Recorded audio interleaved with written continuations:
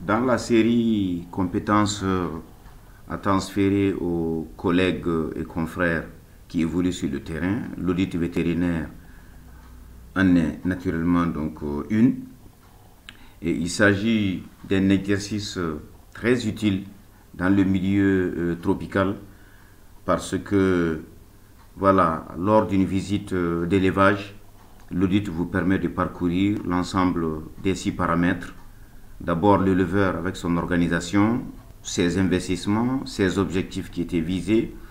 Ensuite, tout ce qui est exploitation, tout ce qui est ferme, la superficie, la valeur, les investissements en termes de bâtiments, en termes de locaux, les normes de ces bâtiments en fonction de l'espèce animale qui est élevée. Ici, ce sont les vaches laitières.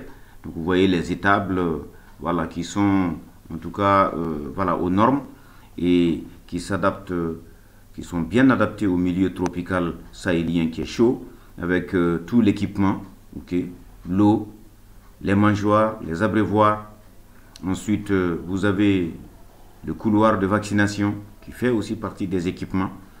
Au-delà de ça, vous aviez les espèces animales. Ici, ce sont les vaches laitières métisses qui sont élevées, une bonne cinquantaine dans la ferme. Des métisses Montbéliard, des métisses Holstein, donc issus de nos races locales qui ont été inséminées, et des vaches qui ont un potentiel de production de 15 à 20 litres de lait par jour. Donc l'alimentation est le troisième paramètre important, donc après l'éleveur, après les bâtiments, après les animaux, c'est l'alimentation. Et l'ensemble des ingrédients qui sont disponibles dans la ferme doivent être répertoriés.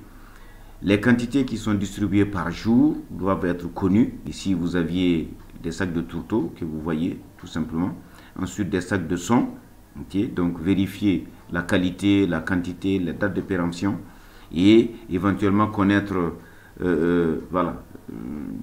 la valeur nutritionnelle en énergie, en azote, en calcium et en phosphore.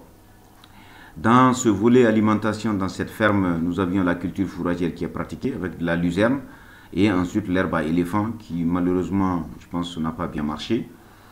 Et quand vous avez ces différents paramètres, vous avez la santé aussi, donc qui est un élément très important à maîtriser. Est-ce qu'il y a un programme de prophylaxie? Est-ce qu'il y a un vétérinaire qui fait le suivi? Sur quel calendrier travaille-t-il? Quelles sont en tout cas la pharmacie minimale, s'il y en a, s'il n'y en a pas, etc., etc. Et l'état de santé global du troupeau doit être visité ce jour-là. Et en dernier ressort, sont les productions. Là, c'est 52 vaches, 10 vaches qui étaient en traite, 90 litres de lait par jour, contre 150 litres qui étaient attendus. Naturellement, il y avait un déficit. Et les vaches, à l'apparence, étaient grasses parce qu'il y avait une surconsommation, tout simplement en concentré, et notamment en tourteaux de coton et en son de maïs très riche.